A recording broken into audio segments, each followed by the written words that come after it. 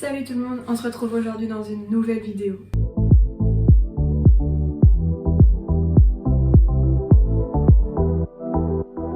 Aujourd'hui, on se retrouve dans une vidéo cuisine. Quand on se retrouve là, c'est généralement qu'on fait des vidéos cuisine.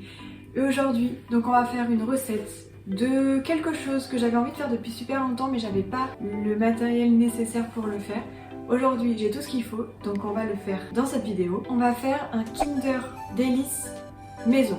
Alors moi, il faut savoir que je suis très fan des Kinder Delice, j'en mange quasiment tous les jours. Donc c'est pour ça qu'aujourd'hui, je me suis dit que j'allais le tester en faisant maison. Savoir du coup si c'est meilleur ou pareil ou moins bon, si ça a le même goût ou vraiment pas du tout. Et aussi voir si c'est complexe à faire. D'après la recette que j'ai trouvée, c'est un peu... je vais pas dire que c'est complexe, mais c'est un peu long. Il y a beaucoup d'étapes. Donc on va voir comment ça va se passer. Là, ce qui va se passer, c'est qu'on va commencer par la première étape qui est la génoise au chocolat. Donc pour ceux qui ne savent pas, c'est le petit gâteau au chocolat là que vous avez à l'intérieur. Donc on va commencer par ça, tout simplement parce que donc il y a le temps de cuisson et dans un second temps il faut laisser refroidir jusqu'à ce que ça soit complètement froid. Donc c'est pour ça que je commence la vidéo maintenant. Et après il y aura une grosse coupure de plusieurs heures ou du moins plusieurs très longues minutes, le temps que le gâteau refroidisse pour pouvoir continuer à faire la préparation. Donc première étape, la génoise au chocolat. Je vais aller chercher tous les ingrédients et on est parti. Me revoilà avec l'ensemble des ingrédients. Pour cette première partie, il n'y a pas besoin de grand chose.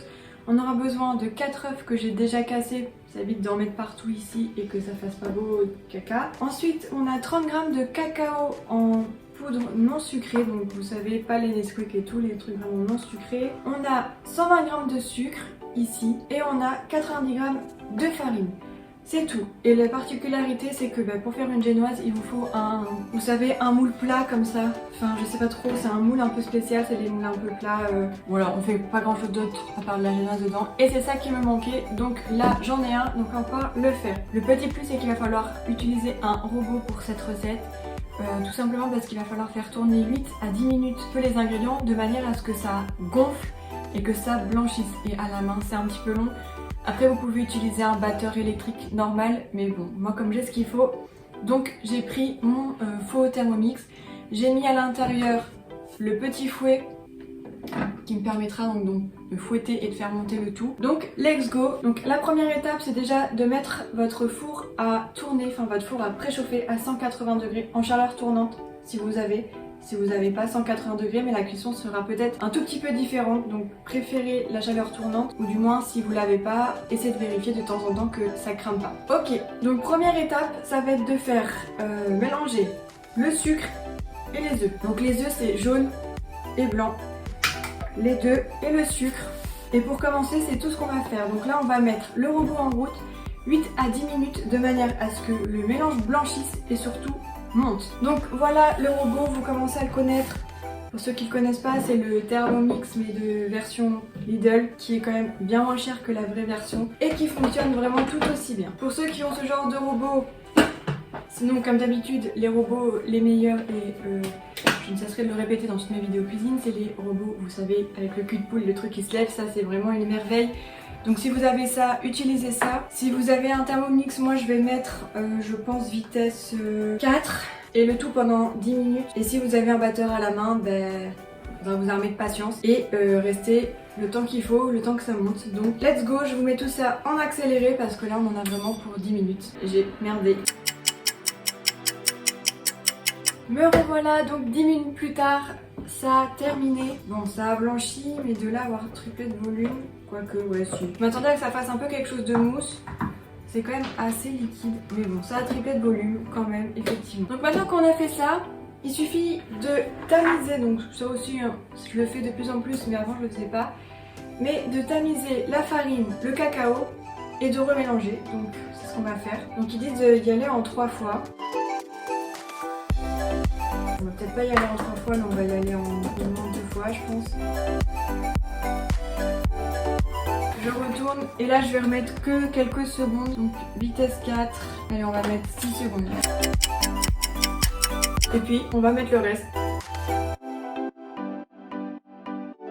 Hop, et voilà, donc là cette fois-ci je vais mettre un tout petit peu plus longtemps, histoire que le tout soit bien mélangé. Donc je vais mettre 1 minute pareil, donc vitesse 4, toujours avec le fouet. Et pendant que ça tourne, je vais huiler le plat. Donc ils disent de le beurrer. Moi j'aime pas beurrer parce qu'il faut mettre les doigts dedans et tout, j'aime pas. Donc allons-y, 1 minute pour retouiller le tout et beurrer le moule. Enfin, huiler le moule pour ma part. Donc revoilà, donc j'avais fait tourner, j'ai dit 1 minute en plus, la génoise. Donc pour moi c'est prêt. J'avoue que j'en ai jamais fait de la génoise, donc je sais pas du tout la tête que doit avoir la pâte. Si ça doit être liquide, mousseux, je ne sais pas du tout, donc on va voir. Ça se trouve ça va être un gros loupé. Après on est un petit peu habitué maintenant sur ma chaîne, comme je fais des tests, c'est pas rare que ça fonctionne pas. Donc une fois qu'on a notre préparation, il n'y a plus qu'à compléter votre moule. En plus je sais pas trop comment ça gonfle, je sais que ça gonfle parce que pour moi une génoise j'appelle ça un petit peu les gâteaux éponges. Donc je sais que ça gonfle, mais alors je sais pas comment, enfin combien ça gonfle. Donc j'espère que mon moule sera pas trop petit pour la quantité. Voilà, la génoise est prête à être enfournée, donc il n'y a plus qu'à laisser cuire pendant 15 minutes à 180 degrés. Et une fois que ça sera cuit, il faudra tenter de le démouler sans le casser, donc là ça va être une grande histoire aussi. Et le laisser reposer sur une grille. Donc je pense que je vous montrerai pas quand je vais le démouler, enfin voilà on démoule un gâteau quoi, donc rien de bien particulier. Je pense qu'on se retrouvera une fois le gâteau cuit et refroidi pour les étapes d'après. Donc allons-y, ça part en cuisson, 15 minutes. A few moments later. Voilà, on se retrouve une bonne heure après. Donc j'ai ma génoise qui est terminée, elle est trop belle, je suis trop contente, elle est nickel, elle est pas du tout cramée, elle est comme il faut, donc ça c'est super cool. Donc 15 minutes à 180 degrés, je l'ai démoulée quasiment de suite pour pas trop que ça colle et je l'ai laissé refroidir sur une grille jusqu'à maintenant. Donc maintenant on va s'attaquer à la deuxième étape qui consiste à faire la partie blanche que vous avez entre les deux parties de gâteau au chocolat. Donc c'est ce qu'on va faire tout de suite. Pour cela, donc on aura besoin de 10 centilitres de crème fraîche liquide entière, 50 g de mascarpone, 35 g de sucre glace. Donc moi j'ai rajouté du sucre vanillé parce qu'il fallait mettre de la vanille en poudre, mais moi j'en ai pas donc j'ai mis sucre vanillé et il faudra de la vanille extrait de vanille. Donc voilà, et de nouveau votre robot pour faire monter le tout. D'ailleurs je suis en train de penser, il faut le fouet. Hop, donc j'ai récupéré mon petit fouet que je mets à l'intérieur de mon robot. Donc ça on va le mettre de côté parce que pour le moment on n'en a pas besoin. Donc pour cette partie il suffit simplement de mettre la crème liquide ici et la mascarpone et de faire monter le tout, enfin que ça devienne un peu plus constant. Pareil je sais pas du tout trop comment ça doit être, je pense que ça doit devenir un peu comme la chantilly. Et une fois que ça aura monté un peu, il faudra ajouter doucement le sucre glace. Donc allons-y, je récupère mon gros truc et j'ai pas pris le couvercle mais j'en ai marre.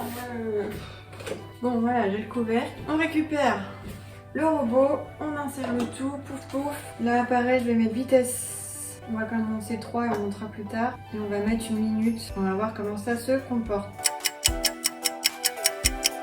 Bon, du coup je vais monter vitesse 4. Et donc là je vois que ça commence à faire un peu de la crème, donc je vais aller mettre doucement mon sucre vanille. Enfin mon sucre et ma vanille. Donc il faut faire une crème montée tout en surveillant que ça tourne pas. Bon, on va laisser comme ça. C'est trop bon. C'est ultra calorique je pense, mais c'est trop bon. Voilà, donc il n'y a pas tant de ça en quantité par contre. Après bon c'est pas fait non plus. Voilà là le meilleur moment. Ah, c'est vraiment bon ça. Ça c'est vraiment super bon. Plus de vanille ça aurait encore été meilleur mais bon. Maintenant qu'on a tous nos ingrédients, on va pouvoir commencer le montage. Maintenant qu'on a ça, donc, il faut couper notre génoise en 2 parties égales. Donc eux ils disent horizontalement. Moi horizontalement, je sais pas, j'hésite. Voilà, on va faire horizontalement. Le tout c'est d'essayer de trouver le milieu. Donc je confirme, l'intérieur est super bien. On n'a pas été trop mauvaise sur le découpage en moitié. Donc une fois qu'on a ça, il faut tout simplement prendre notre crème et l'étaler sur une moitié de notre gâteau. Donc moi je vais faire sur la plus large malgré tout parce que j'en ai une un peu plus large. Allons-y pour tout étaler. Ça aurait peut-être mérité un tout petit peu plus. Bon, là après c'est pas très beau mais pas très grave. Et une fois qu'on a ça, il faut simplement recouvrir avec l'autre moitié. J'ai vu un cheveu. Donc voilà, mais franchement c'est pas trop mal, je trouve pour le moment. La dernière étape, donc là il va falloir mettre ça un petit peu au frigo. Pendant ce temps-ci, on va aller faire fondre notre chocolat au bain-marie, histoire de pouvoir recouvrir ensuite. Alors normalement sur les Kinder Delice, il y a des petites zigzags, zigouigouis là-dessus. Faut le faire à la poche à douille et tout. J'ai pas du tout envie de me faire chier. Donc moi je vais pas le faire, donc ça sera juste un... Voilà quoi, un carré sans rien, sans pas de déco au-dessus. Mais c'est pas grave. Donc je vais mettre ça au frigo, je vais faire fondre le chocolat au bain-marie, puis on se retrouvera après pour tout recouvrir quoi, et faire notre vrai Kinder. Dernière partie, et celle que je redoute le plus, il va falloir recouvrir le tout. Alors j'ai fait un petit bricolage de maison. J'ai pris mes plaques de four, le truc, vous voyez là, sans trou, plus la grille. Je vais mettre le gâteau dessus, comme ça si jamais du chocolat coule, je pourrais le récupérer. Donc là le tout, ça va être de mettre ça ici. Et puis bah il n'y a plus qu'à faire couler et prier pour que tout se passe bien. C'est beau. Ah oui, petite précision, dans la recette de base, ils mettent 350 g de chocolat fondu à faire fondre au bain-marie.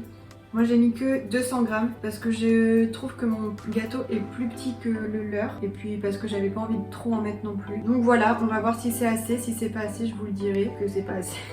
Mon mélange, mon bricolage se casse la gueule. Pour le dessus, je suis assez... Enfin, il n'y avait pas trop de soucis, j'étais sereine. Par contre, pour le côté, je sais pas trop comment m'y prendre. Oh là là, c'est pas du tout pratique cette histoire. Bon, ce côté-là, il est pas beau parce qu'il y a des trous et c'est pas égal. Bon, et puis sinon, 250 g, vous voyez, c'est bien assez. Enfin, 200 g, une tablette normale, c'est bien assez. J'en ai même presque trop, donc... C'est quand même très beau et très satisfaisant. Alors voilà, bon j'en ai qui a coulé en dessous, mais bon ça c'est pas grave. Une fois qu'on a ça, il faut le mettre 5 minutes au congélateur pour que le chocolat du coup du dessus redurcisse. Donc je vais le mettre 5 minutes au congélateur et puis après on va pouvoir découvrir ça et puis le couper et le goûter. Donc allez, 5 minutes au congélateur. Bon et bien voilà, donc à peu près 10 minutes après l'avoir mis au congélateur. Donc le chocolat a bien redurci dessus et on a notre super Kinder. Alors franchement je suis pas peu fière, c'est bien stylé donc on va le couper. Comment je le coupe? Est-ce que je le coupe au milieu? Allez, je le coupe au milieu. Donc voilà comment ça donne au milieu, je sais pas trop si on arrive à se rendre compte à la vidéo. C'est plutôt sympa, bon franchement il y a plus de gâteau que de crème mais en soi comme dans la vraie vie. C'est plutôt très beau, franchement c'est plutôt cool. Bon bah les gars en fait il n'y a plus qu'à goûter et alors là j'ai trop envie, ça donne vraiment envie. Bon le problème c'est que en coupant des petites tranches ça se casse plus que tout. Allons-y, goûtons.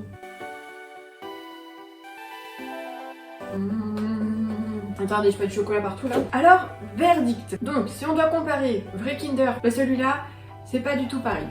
Concrètement, ouais, c'est pas du tout le même goût. C'est très bon, par contre. C'est un peu lourd, je pense. C'est un peu sec. Enfin, ça donne soif, quoi. Mais c'est super bon. Franchement, je regrette pas l'avoir fait. Je trouve que c'est un bon style quand même, mais de faire de temps en temps quand on invite quelqu'un, enfin ou quand il y a des invités qui viennent pour manger. Je pense que ce petit gâteau peut être sympa. C'est long sans être long, enfin je veux dire c'est le temps qu'on met pour faire un gâteau. Ce qui est un peu long c'est le fait d'attendre que ça refroidisse. Mais pour autant si vous avez le bon matériel c'est pas si long. Non je trouve que c'est pas plus compliqué. C'est très bon, donc non ça n'a pas le goût du Kinder. À choisir entre le Kinder et ça, franchement je sais pas. En vérité c'est vrai que le Kinder ce qui est bien c'est que quand on a faim on l'ouvre, on le fait, mais je trouve que ça a quand même un charme en fait de manger ça. Vraiment comme je vous dis, ça c'est plutôt pour quand vous avez des invités ou des gens qui viennent manger ou goûter chez vous. Vous faites ça, c'est bien sympa. Par contre effectivement c'est pas pratique si vous voulez goûter vite fait. En plus si vous faites des parts toutes fines ça se casse un peu. Donc vous pouvez pas le manger aussi facilement qu'un vrai Kinder Delice. Mais c'est très très bon. Je pense que si jamais je dois en refaire, bah je remettrai quand même plus de crème. Même si ça doit déborder de tous les côtés, je pense que je ferai quand même plus parce que je pense que c'est ça qui va rendre le gâteau un petit peu moins sec. Mais je suis quand même très contente. Par contre le chocolat au dessus se décongèle très vite. Enfin se réchauffe très vite et du coup se refond assez rapidement. Donc vraiment c'est à conserver au froid, donc peut-être pas au congèle parce que sinon ça va devenir une glace et c'est pas terrible. Si jamais vous le faites pour des amis ou quoi, vous le mettez au frigo et au début de votre repas, à la limite vous le mettez au congélateur, comme ça vous le sortez et c'est encore un peu dur et c'est bien sympa. Sinon à le conserver au frigo si vous mangez comme ça un peu au fur et à mesure du temps. Enfin voilà, donc là c'était ma vidéo sur le Kinder Delice, donc j'espère que cette vidéo vous aura plu. Ça fait super longtemps que je voulais la faire vraiment cette vidéo. J'ai l'idée depuis tellement longtemps mais vraiment j'avais pas le moule à génoise là. Et j'étais hyper frustrée et là je l'ai récupéré, donc la voici.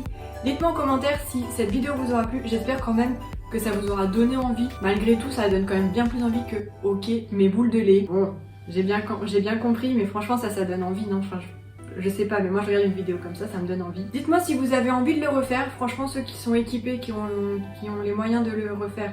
Faites-le, dites-moi ce que vous en pensez parce que franchement c'est bien sympa. Et puis voilà, dites-moi en commentaire si vous avez d'autres idées de gâteaux de marque que je pourrais tenter de reproduire. Et puis j'essaierai de faire ça dans les prochaines vidéos. En tout cas, j'attends tous vos retours en commentaire. Est-ce que ça vous a plu? Est-ce que vous allez tester? Est-ce que vous auriez aimé goûter? Je ne sais pas, dites-moi ce que vous voulez. Je serai de toute façon très contente de pouvoir vous répondre dans les commentaires. Et puis écoutez, je m'arrête là pour aujourd'hui. Et puis on se dit à bientôt dans une prochaine vidéo. Salut!